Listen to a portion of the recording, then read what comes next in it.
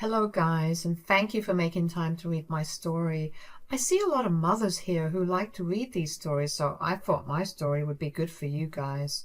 My story does have a bad mother-in-law, but somehow I ended up having a bad husband as well. I can't tell you guys how envious I become when I read beautiful stories about husbands showing their shiny spines to their mothers. Unfortunately for me, I had no such luck. Sometimes I really think that I'm just unlucky in marriage. I married my high school sweetheart at a very young age and had my son Ryder. We had a happy family till Ryder's father passed away after battling cancer for 2 years. Ryder was just 6 back then. It took me a while to grieve my late husband and get back into the dating scene. Somehow Jared made it seem like I could find happiness with him again. At the very beginning of my relationship, I had warned him. You know, Jared, I'm actually positive that we can have a good relationship and even marriage in the future. I really do love you, but there is something you should be aware of. As you know, Ryder's father is no longer with us, so he needs a father figure in his life. If we do end up marrying, you will have to take responsibility and be his second father. I know that, Lisa. I have thought about it a lot. I would be happy to be in his life. I can't have kids of my own, so this would be an amazing chance for me to be a father. You don't have to worry about anything. Thank you so much for saying that, Jared. You have no idea how relieved I am. I wasn't lying. I did love that man and didn't want to lose him. But had he given me the slightest hint that he didn't want my son in his life, I would have walked away. Ryder was my priority. Jared knew that as well. A year later, I introduced him to my son and they hit it off right away. Ryder actually ended up liking him too. Slowly, they developed a nice bond, or so I had thought. My son absolutely adored Jared, and I thought all was well, so when he proposed to me, I said yes and married him. Unfortunately for me, I had made a bad decision, but I didn't know that yet. Now, the trouble starts shortly after our marriage. Jared's mother, Tracy, started to come over a lot, and she never really took to Ryder.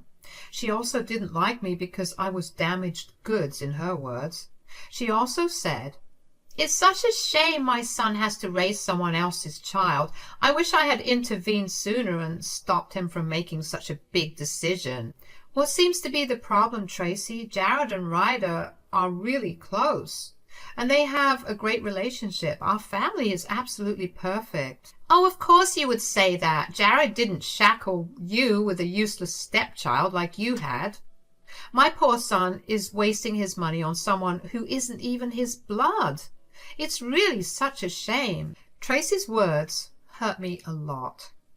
I did talk to Jared about it, but he always dismissed his mother as a dramatic woman. He kept assuring me and Ryder that he loves us, so what his mother says doesn't matter. We were stupid enough to believe that. My son was just a teenager, but I should have known better. I definitely should have known better than to allow Tracy to move in with us. What can I say? She was Jared's mother, and he had to take her responsibility when she got evicted. Since Jared didn't have a good job, he couldn't pay her rent and her bills together, so he discussed this with me, and Tracy moved in with us. I have never regretted making a decision so much in my life again. Tracy was the one who played a key role in ending my marriage. She moved in with us and started to slow poison Jared against Ryder. The changes were so subtle that I almost didn't notice. They were both cordial towards Ryder, but I could tell that Jared was acting a little cold towards my son. Ryder was also confused and a bit hurt.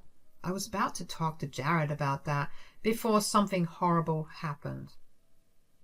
I was on my way back from the office when my son called me crying. Ryder was literally sobbing as he said, "Mom, I'm at Grandma's house. Tracy had kicked me out. She packed my bags and had them out on the porch before I came back from school. A friend dropped me off here because she wouldn't let me in." What the hell, Ryder? Did you call Jared? Where is he? He's at work, Mom. I called him and he just hung up on me. Tracy kept saying that they didn't want me in the house anymore and I wasn't welcome back. Ryder, listen to me. That is not true. No one can kick you out of your home like that. Stay with Grandma. I'm coming over. I raced to my mom's house and barely managed to calm down my son. He was a mess, and seeing him like that broke my heart. I was mad with anger and wanted to strangle Tracy. I told Ryder to stay with my mom so that he wouldn't have to witness the drama at home. I really wanted to yell at Tracy without my son hearing it. After comforting Ryder, I angrily drove home to confront my mother-in-law. As soon as I saw her in the living room, I stormed up to her and said, "Why is my son telling me that you've kicked him out of the house? Do you have anything to say about that?" "Yes, I kicked him out. He won't be staying with us anymore. My son can't have someone else's child living in our house." "Excuse me? Have you lost your damn mind? Jared is married to me, so Ryder is his responsibility too. Ryder is not some random stranger he's housing out of charity." "That means nothing, Tracy. Ryder is still Jared's stepson, so he is not my son's responsibility. I won't let him bankrupt himself by taking care of someone who doesn't even have his blood." "How do you think that would work? Since we are already married, Jared knew what he was getting himself into. I don't see why he would suddenly change his mind about something like this." "Too bad for you that he already did change his mind, Lisa. He's on board with me about kicking Ryder out. Why did you think anyone would take care of a child you had with another man?" "Wait. Are you saying that Jared knew about this and had actively encouraged you?" "Yes, that's exactly what I'm saying, Lisa. Your own husband doesn't want to keep your spawn. If you don't believe me, why don't you ask him directly, Lisa?" My mind was spinning with all the information that Tracy was throwing at me. First, it started with her stupid banter about how Ryder is not blood and shouldn't be my husband's problem. Then she told me that Jared agreed with her statements and supported her in kicking out my son. This was all news to me, since Jared never said something like this out loud to me. Hell, when we started to date, I made it clear that he would have to take Ryder's responsibility because my son's father was dead. Now, his mom is suddenly saying that Jared lied to me when he told me he was okay with this. Readers, for a moment, I felt very vulnerable. The possibility of my husband turning out to be such a cruel man absolutely destroyed my heart. Tracy looked all smug and was smirking at me when she said that Jared agreed with her. She seemed so confident that I started to have doubts about my husband. But instead of just jumping to conclusions, I decided to call Jared home immediately. The fact that he sounded nervous when speaking to me also didn't sit well with me. When Jared returned home, he avoided looking directly at me. At that point, I knew that Tracy was probably right about my husband, so in a stern voice, I said, "Jared, your mother has tried to kick Ryder out of the house today. Do you have anything to say about this?" "Well, what do you want me to say, Lisa?" "So, Tracy was right. She said that you support her actions and wanted this to happen as well. Tell me, Jared, why do you think kicking out my son is a good idea?" "Oh, come on, Lisa. We're tired of saying the same thing again and again. My son will not raise your stupid child. Some kid with a stranger's blood will not live with us." "You have already made your stance clear, Tracy. I wasn't talking to you at all. I was asking Jared, so you need to shut up and let him talk. Jared, tell me what you want." Jared was actually stammering a little and refusing to look into my eyes. He knew that what he was going to say would piss me off to a great extent. It also didn't help that I actually looked pretty mad and had my no-nonsense voice while talking. Jared was a little hesitant to speak out for himself, so his mother nudged him a little to boost his confidence.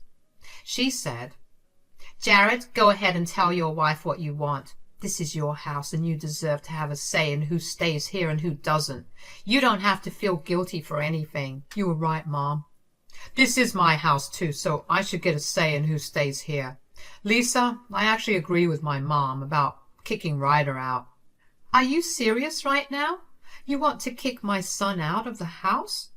Where the hell is this even coming from? This is insane. Look, Lisa, I know he's your son and all, but he's not mine. You can't really expect me to have the kid in my house when he has no relationship with me. I don't see why I have to house him. What the hell are you talking about, Jared? Ryder is your freaking stepson. You can't just throw him out and expect me to be okay with this. What's up with all the your son, my son bullshit? You agreed to take care of my son long before we got married. That was before we got married, Lisa. Now that we have, I don't feel comfortable having Ryder around. Sure, we can be holiday parents or even weekend parents, but keeping him full-time is too much. He's becoming a burden. I don't see why I should make someone's child my problem. It would be right to say that I was completely flawed.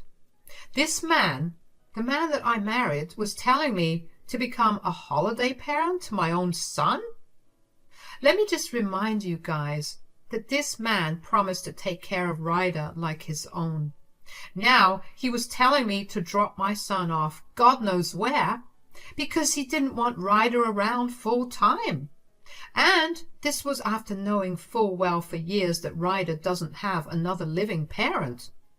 It was all so bizarre that I actually had to ask what he was thinking. I looked at Jared in disbelief and said, "Excuse me, Jared? Are you telling me to become a holiday parent to my own son? Do you even hear yourself? My son's father is freaking dead. Where do you even think I should make him stay the rest of the time? Why don't you just drop him off at your mom's? She's having a good time lounging around doing nothing.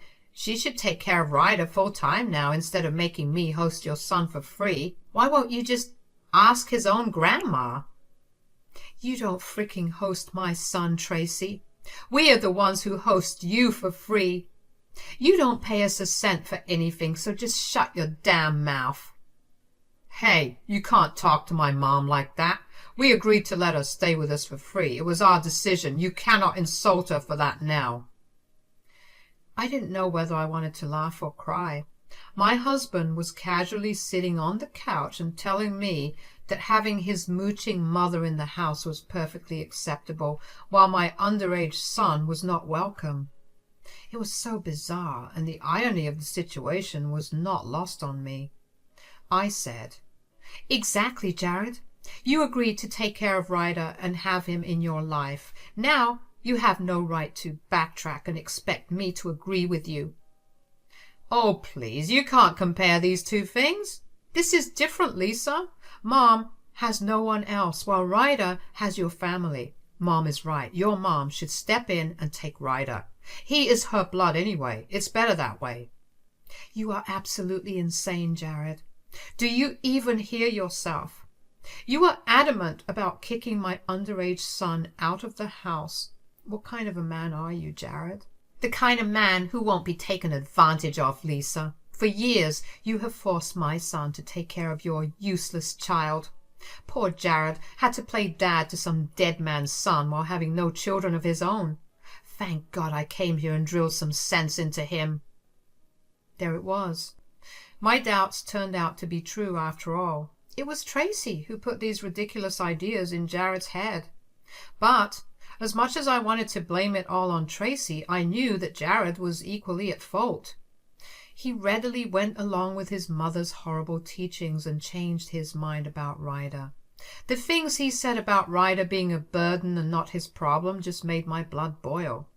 These were the words of a man who already had these feelings somewhere deep down in his heart. That's why it was so easy for him to say those words.